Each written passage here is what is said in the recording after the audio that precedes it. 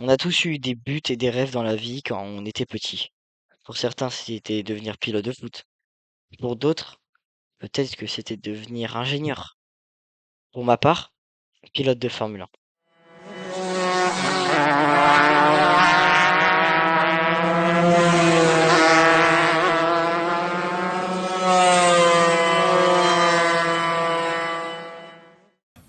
Okay, let's go.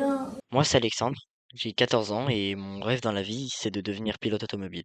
Mais on le sait tous, c'est un milieu compliqué, surtout quand on démarre plutôt vieux pour le kart, qu'on n'a pas encore les moyens. C'est pour ça que j'ai lancé mon propre projet, que j'ai appelé Projet Kart. Le but est simple, récolter assez d'argent, un peu de partout, en travaillant, en créant, en me débrouillant, pour pouvoir financer mes premières courses de location. Pour l'instant, j'ai fait qu'une seule course. Elle était un peu laborieuse. Si vous voulez, je vous la raconte à la fin de la vidéo, donc restez bien jusqu'à la fin de la vidéo. En tout cas, revenons-en au projet. En tout cas, ces courses vont me permettre de faire mes preuves, de m'améliorer et surtout de montrer à des sponsors que je suis sérieux, motivé et prêt à me donner à fond. J'ai envie de construire quelque chose de réel, pas juste un rêve. Petit à petit, je vais avancer, apprendre et un jour peut-être atteindre les plus hauts niveaux. En tout cas, si tu veux suivre mon parcours, soutenir mon projet ou juste voir jusqu'où je peux aller, partage et rejoins le projet auto en t'abonnant.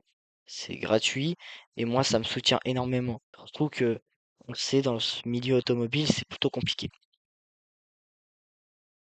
C'était tout pour mon projet. Comme je vous l'ai promis, je l'avais dit en fin de vidéo, j'explique ma première course. Donc ma première course, elle était pas très simple. En fait, ma première course, je suis au Castellet. D'ailleurs, j'ai une course en novembre là au Castellet, donc c'est bientôt, je suis ultra content. Donc c'est dans quelques semaines. Mais bon, revenons-en à la course. En gros, j'arrive et c'est ma première course. Je sais pas comment ça se passe, je sais rien. Moi, je suis un peu stressé et tout. Et donc là, ils me disent, ok, on va faire la pesée, etc. Ils font la pesée, gna, je fais 48 kilos. Ça, à la limite, tout s'en fout. Du coup, je suis dans les super plumes. Dans les super plumes, en gros, c'est les plus rapides. Et du coup, ils me disent, va prendre le kart numéro 14. Je prends le numéro 14, je m'installe, je resserre le siège, etc. Enfin bon, je fais les configurations normales parce qu'il était mis trop bizarrement. Et c'est une fusée. Je me qualifie P6 pour ma première course. Je pars, sauf que c'était mon premier départ. Et sur le départ, j'avoue, j'ai perdu 2 places sur le premier virage. Parce que je savais pas comment faire et je sais pas pourquoi je prends très mal les départs. J'arrive à remonter une place, mais le mec derrière moi n'a pas compris que, bah, pour rattraper les gens devant, fallait qu'il arrête de m'attaquer. Mais bon, c'est pas très grave, hein. Du coup, je termine la course P7, avec une course plutôt très belle. D'ailleurs, le mec derrière moi, à la fin, je l'ai lâché. Il a terminé à 1 seconde, 2 secondes de moi. Donc franchement, plutôt clean la course. Puis pour la deuxième course, je pars donc septième. La course commence, un tour est bouclé et j'ai perdu une place, je crois. Sur les départs, à chaque fois, je perds une place. Et en gros, à un moment, sur un des virages du Castellet, il y a un mec qui me fait un dive bomb. Pour ceux qui savent pas ce que c'est une tentative de dépassement où on va freiner très tard et on va surprendre l'adversaire, où on va du coup d'un coup plonger à l'intérieur pour pouvoir